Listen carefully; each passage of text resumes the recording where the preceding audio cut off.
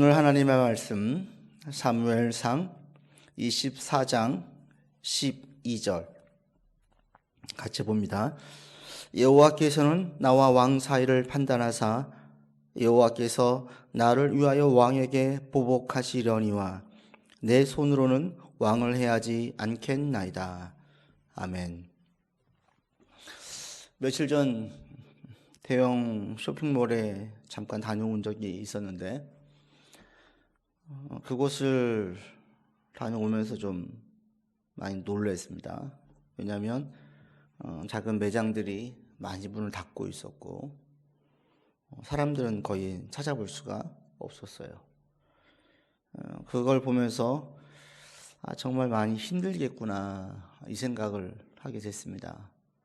하루빨리 백신이 나와서 이 힘든 시간들이 지나가야지, 그렇지 않으면 정말 많은 사람들이 눈물 흘리는 시간들이 많겠구나 라는 생각을 하게 됐습니다. 거의 저녁 시간대쯤에 식당 옆을 쭉 지나가는데 식당 주인이 이렇게 제 차를 쳐다보는 거예요. 혹시 식당에다 주차를 하는지를 확인하는 거죠. 손님이 하나도 없으니까 손님을 찾아서 그 눈이 그 가게 밖을 계속 바라보고 있는 걸 본 적도 있습니다. 힘들고 어려워지면 사람들은 가장 먼저 한숨을 쉬죠. 걱정을 해요. 그리고 이게 좀 깊어지면 자책을 하거나 또는 누군가를 원망하거나 누군가에게 불평을 합니다. 그리고 이게 더 심해지면 자신을 힘들게 한 그 누군가에게 마음속에서 칼을 갈고 심한 경우에는 한을 품는 경우도 있습니다.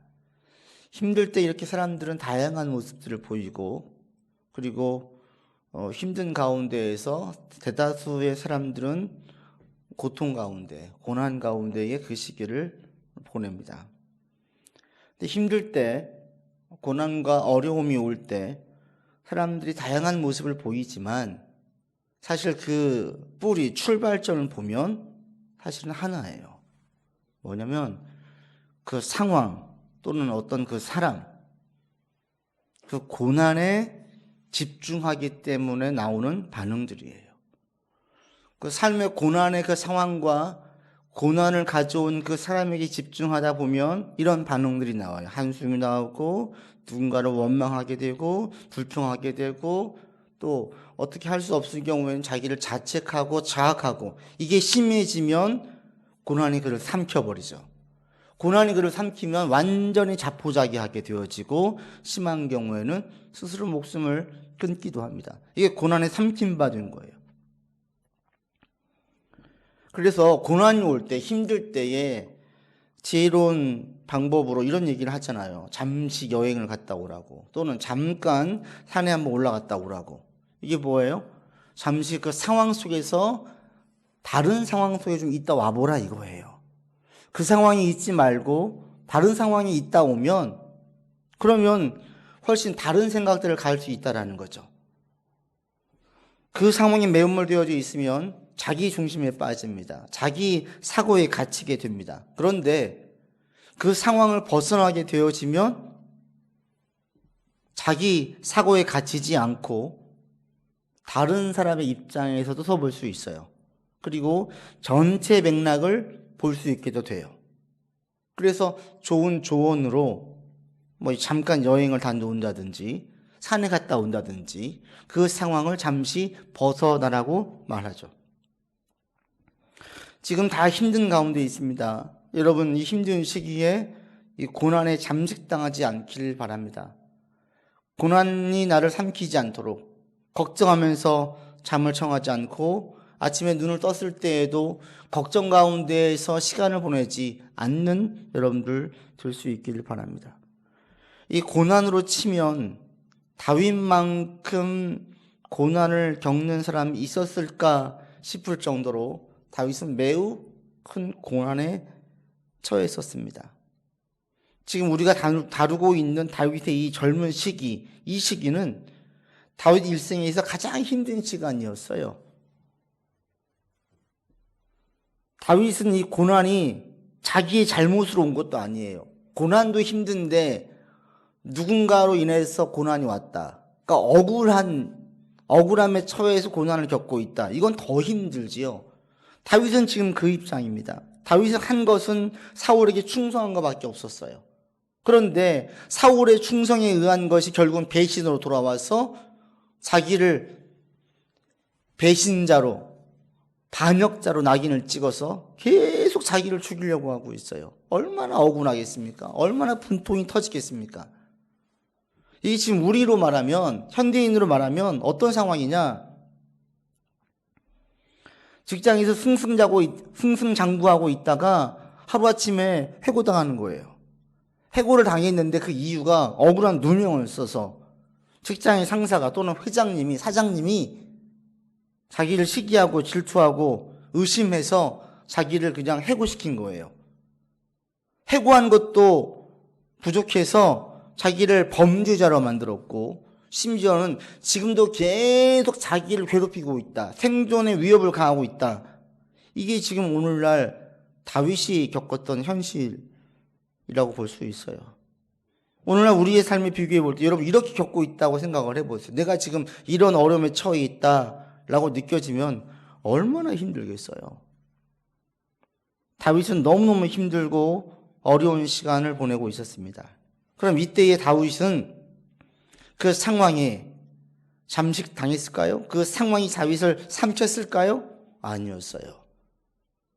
삼키지 않았기 때문에 다윗이 이 시기를 잘 견뎠기 때문에 나중에 왕이 되어서 많은 이스라엘 사람들에게 존경받으면서 더 신앙이 견고해질 수 있었습니다. 다윗이 상황이 잠식되지 않았다는 것을 어떻게 알 수 있습니까? 오늘 본문을 보면 알 수 있어요. 그리고 다윗이 사울을 지난주에 죽일 기회가 있었지만 다윗이 죽이지 않는 것을 보면 알 수 있습니다. 죽일 수 있었어요. 만약에 상황이 잠식되어서 사람을 증오하고 사울을 증오하고 분노하고 그를 죽이려고 하는 마음이 있었다면 죽일 기회가 있었을 그때에 주저하지 않고 그냥 단칼에 그를 죽였겠지요.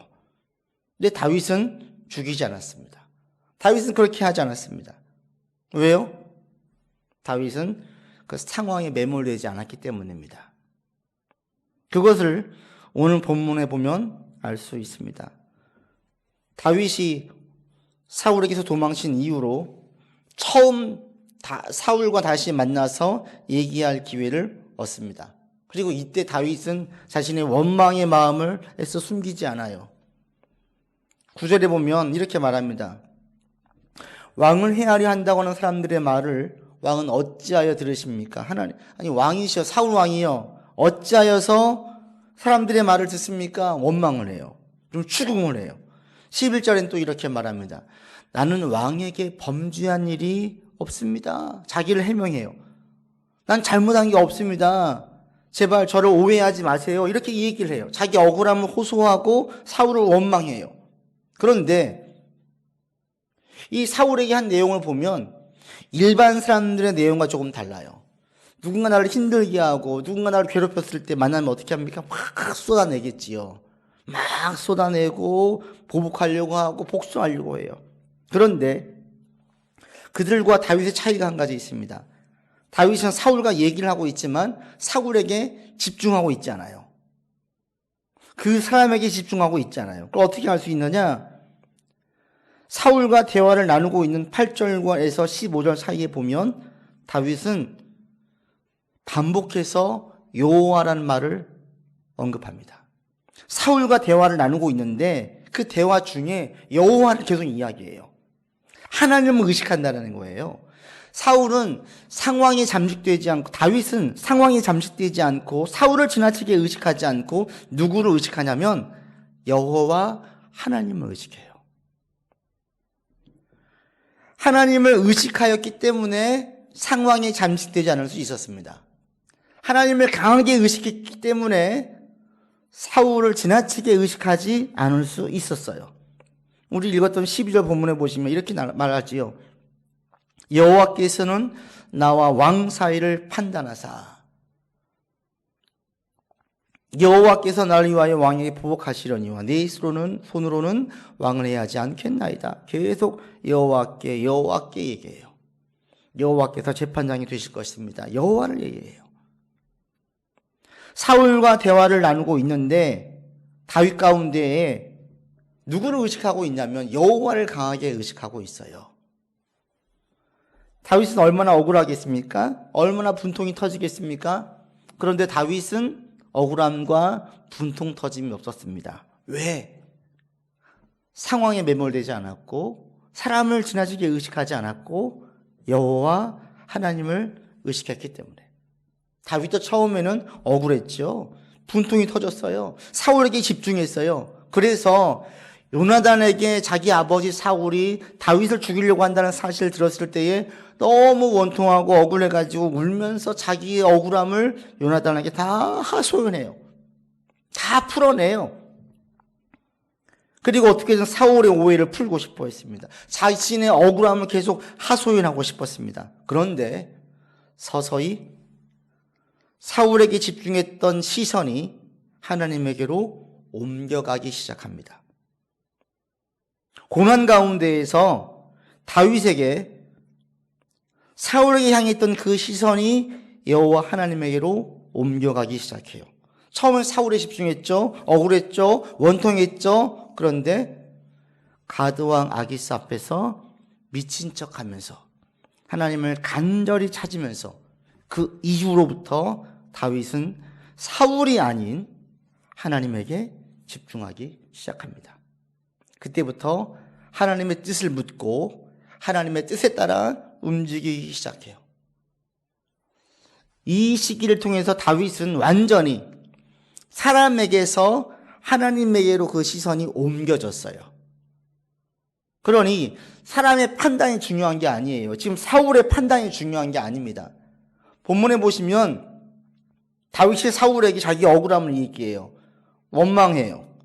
그러면서 하소연하기도 합니다. 그러나 이전과는 완전히 다르지요. 지금 사울이 꼭 알아주길 바라면서 얘기를 하는 게 아니에요. 제발 저를 좀 판단해 주세요. 전 절대로 왕의 등에 칼을 꽂을 사람이 아닙니다. 배신할 사람이 아니에요. 그러니까 좀 오해를 푸세요라고 계속 얘기하고 있는 게 아니에요. 엄밀히 말하면 사울이 왕이시여 당신이 저를 오해하는 걸 풀지 않아도 상관없습니다 이거예요. 왜? 하나님께 집중하고 있기 때문에, 하나님께서 판단하시기 때문에. 이게 지금 다윗의 심정이에요. 그러니까 다윗은 사울에 대한 분노, 원망, 복수심도 없어진 거예요. 하나님이 판단하실 것입니다. 그래서 다윗은 힘들고 어려웠던 그 시기를 잘 견딜 수 있었습니다. 여러분, 힘들고 어려운 시기를 보내고 있습니다. 우리가 이 시기를 어떻게 보내야 될까요? 가장 좋은 첫 번째는 하나님을 의식하는 거예요. 하나님을. 바꿔 말하면 지금 나의 상황에 내가 삼킨 되지 않도록, 내 상황이 나를 삼키지 못하도록, 내 상황에 내 사고가 매몰되지 않도록 하는 거예요. 그러기 위한 가장 좋은 방법은 하나님을 의식하는 거예요. 하나님께서 판단하실 것을 기대하는 거예요. 하나님께 집중하는 거예요. 여러분, 요즘 무엇으로 힘듭니까? 누구 때문에 힘듭니까? 무슨 걱정을 지금 많이 하고 계십니까? 하나님께 집중할 수 있는 여러분들 되기를 바랍니다. 사람이나 불안한 미래 등에 집중하지 마십시오. 그리고 나의 주인이시고 나를 구원하시고 나를 사랑하사 끝까지 책임지신 그 하나님께 집중하십시오. 그 하나님을 주목해 보십시오. 그러면 자기 중심에 갇혀 있었던 상황의 해석이 달리 해석되어져요. 다윗이 이렇게 해서 이 어려운 시기를 잘 대처해서 이겨냈던 것처럼 여러분도 이 시기를 잘 대처해서 이겨낼 수 있게 될 것입니다. 그래서 어느 때보다도 하나님을 더 의식할 수 있는 여러분들 되기를 바랍니다. 그러면 다윗은 이 사울의 괴롭힘을 가볍게 여겼을까요? 아니에요. 그냥 뭐 할 수 있어 이렇게 넘겼을까요? 아니었어요. 오늘 본문에 보니까 사울에게 복수의 말도 꺼내요. 12절에 다시 보시면 여호와께서 나를 위하여 왕에게 보복하실 것입니다. 이렇게 얘기해요. 내 손으로는 왕을 해야 하지 않겠지만 하나님이 복수해 주실 거예요. 하나님이 대신 갚아 주실 거예요. 이렇게 얘기를 해요. 즉 당신이 지금 나를 힘들게 하고 있는데 거기에 대해서 이거 아무것도 아니에요. 이렇게 보지 않아요. 힘들어요. 고생이 돼요. 그런데 복수는 내가 하지 않지만 하나님이 꼭 복수해 주실걸요. 이렇게 얘기를 해요. 근데 여기서 여러분 한 가지 절대 놓치면 잘못 생각하시면 안 되는 게 있어요. 다윗이 이야기하는 복수는 자기 증오심과 분노에서 오는 복수가 아니었어요. 다윗의 포커스는 복수가 아니라 사실은 하나님이 지금 이거 다 알고 계세요. 그렇게 아세요. 이 말이에요. 공의로운 하나님께서 사울 왕을 언젠가 심판하시고 복수하실 것인데 왜? 하나님은 공의로우신 분이시니까. 당신은 지금 악을 행하고 있고 나는 어떻게든지 하나님 말씀대로 살려고 하고 있으니까 하나님께서 당신에게 복수해 주실 거예요. 이 말이에요. 바꿔 말하면 다윗은 지금 복수의 방점을 찍고 있는 것이 아니라 하나님이 지금 이 상황을 다 아세요. 여기에 방점을 찍고 있어요.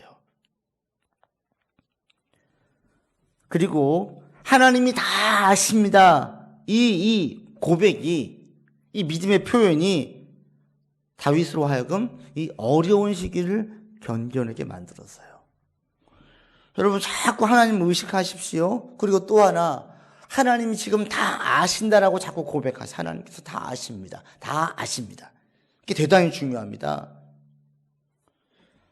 우리가 힘들고 어려울 때 아무도 알아주지 않으면, 아무도 내 말을 듣지도 않고 관심도 두지 않고 내 형편을 이해하려고 하지 않으면 어때요?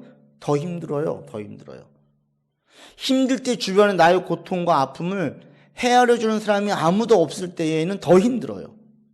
반면에 내가 힘들 때 누군가가 내 말을 들어주고 이해해주고 공감해주면서 정말 힘들겠다 이 말 한마디 해주면 그게 그렇게 고마워요. 그리고 힘이 나요.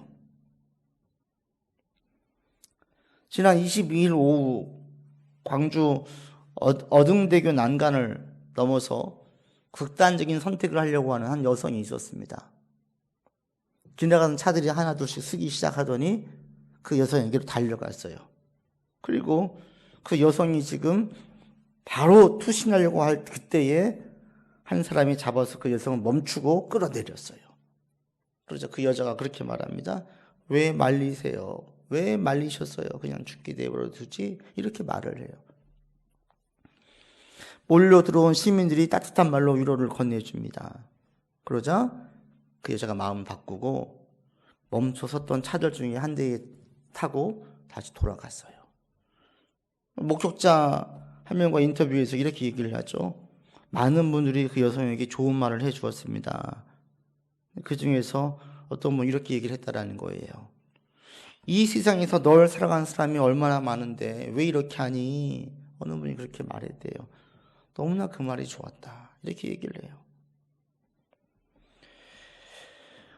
저도 좀 이런 상황을 보면 걱정이 앞섭니다.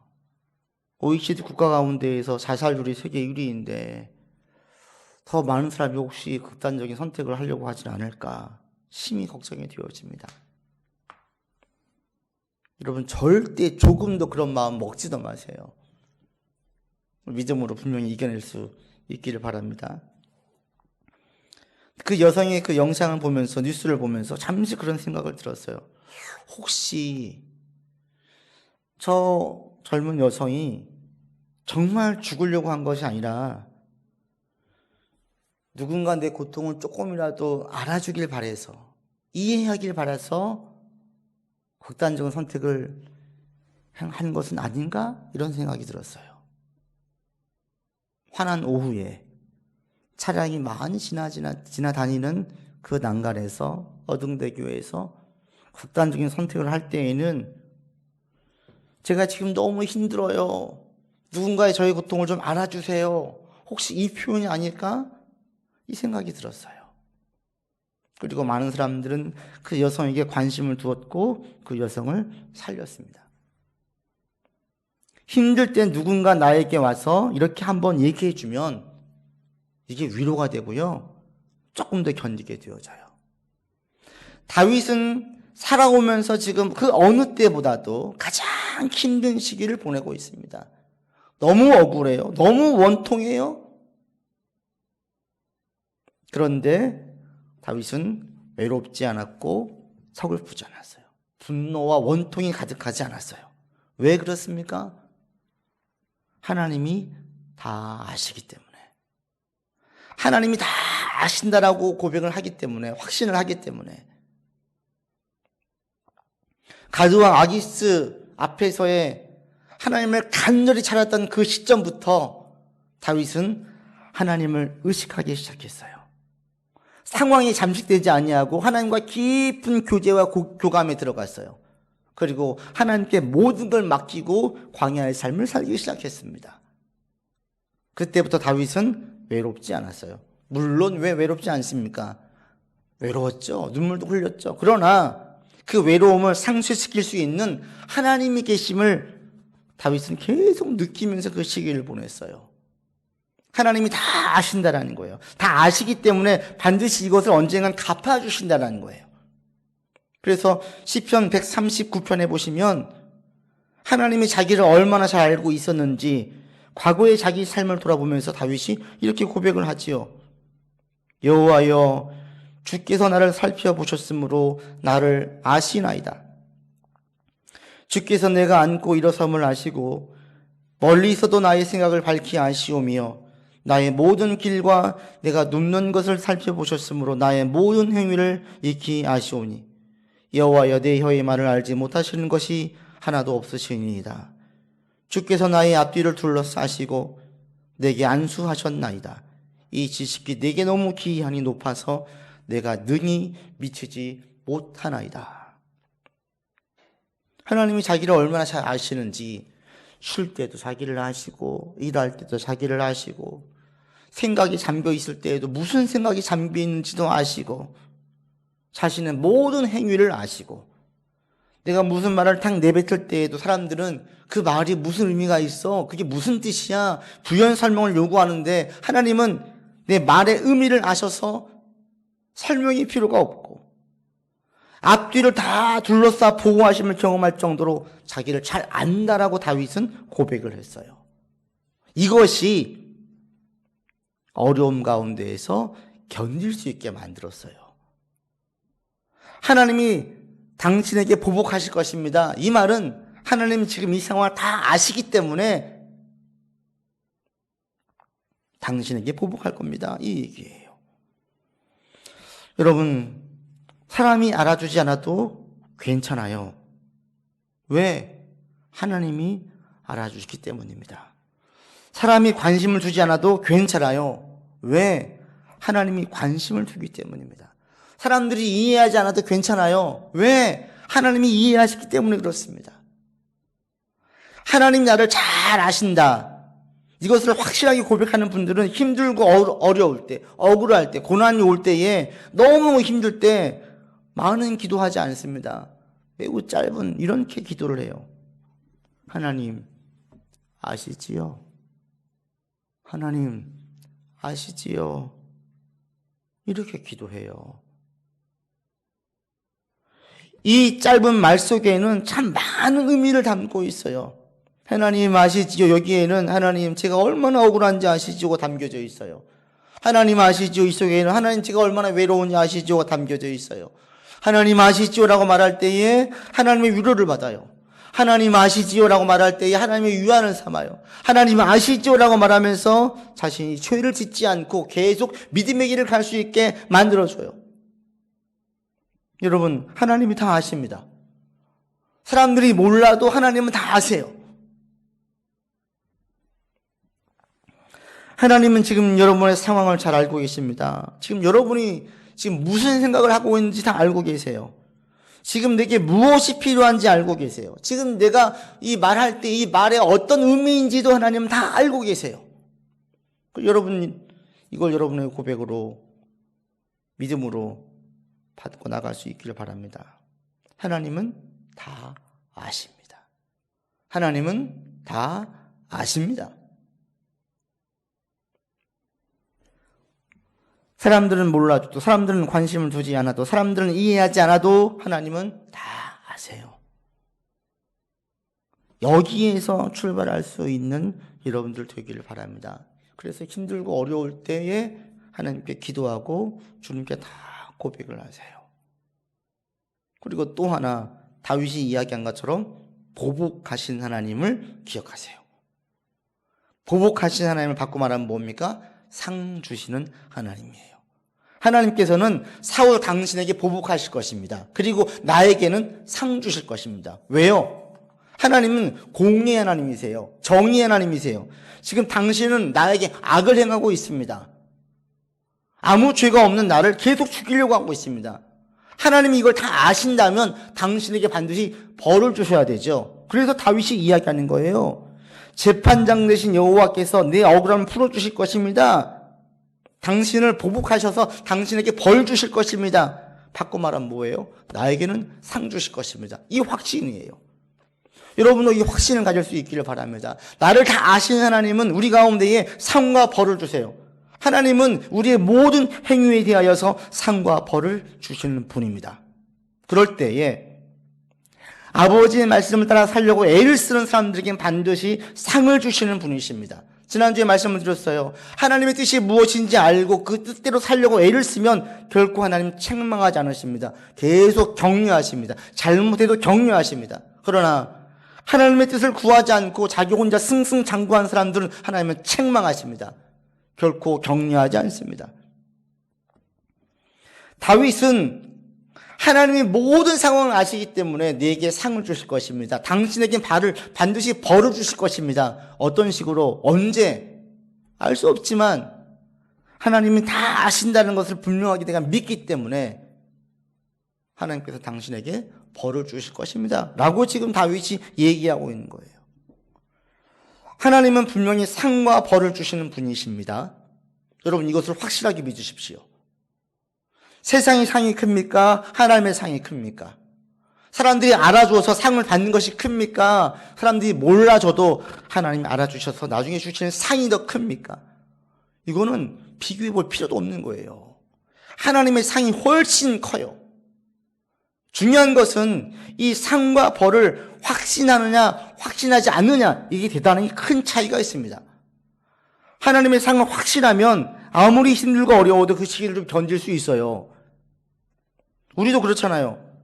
어떤 일을 할 때 보상을 기대할 수 없는 일을 하면, 보상을 기대할 수 없는 수고를 하게 되어지면 보람이 없어요. 기쁨이 없습니다. 반대로 보상이 있음을 기대되는 일들, 그런 고생은 참을 수 있어요. 보상이 있음이 확신한 일들은 기쁜 마음으로 수고를 감당하기도 하고 어려움을 견딜 수 있어요. 보상이 확실하다, 참아요. 아무리 힘들어도 참아요. 하나님의 상이 있다, 하나님의 보상이 있다 확신하면 참을 수 있어요. 하나님의 상을 기대하십시오. 하나님의 상을 바라면서 견디는 여러분이기를 바랍니다. 하나님께 받을 상을 들고 함께 찬양할 날이 속히 오기를 기대합니다. 여러분, 지금은 기쁨의 단을 거두기 위해서 눈물의 씨를 뿌릴 때입니다. 우리가 눈물의 씨를 뿌릴 때 중단하지 않으면 반드시 하나님께서 곡식을, 풍성한 곡식을 거두게 해 주실 때가 옵니다. 이것을 믿으시고 힘들고 어려운 지금의 이 시기를 잘 견딜 수 있는 여러분이기를 바랍니다. 절대 낙심하지 마세요. 절대 절망하지 마세요. 하나님이 판단하십니다. 하나님이 아십니다. 그리고 하나님이 상 주십니다. 이것을 단단히 붙들고 이번 한 주간도 사시고 힘들고 어려울 때 그렇게 고백하세요. 하나님 아시지요? 하나님 아시지요? 이렇게 고백하면서 이 시기를 견뎌내고 가장 지혜로운 방법으로 헤쳐나갈 수 있는 여러분이기를 주 이름으로 권면드립니다. 아버지 하나님, 우리의 상황을 잘 아시는 하나님을 찬양합니다. 나의 생각을 아시고 나의 상황을 아시고 나의 말의 의미를 아시고 내 모든 형편을 아시는 하나님 감사합니다. 나를 아신 하나님을 의지하면서 오늘도 살게 하시고 그 하나님께서 우리에게 상 주시는 분임을 분명히 믿고 깨달아 오늘도 믿음 가운데에서 눈물에 씨를 뿌리는 자 될 수 있도록 인도하여 주시옵소서. 기쁨으로 단을 거두게 될 그 날을 기대하며 오늘을 살기를 원합니다. 우리 성도들을 지켜주시고 대한민국 모든 국민들 지켜주시고 세계에 있는 모든 사람들 절망에 빠지지 않도록 하나님 지켜 보호하여 주옵소서. 우리 구주 예수 그리스도 이름으로 기도드립니다. 아멘.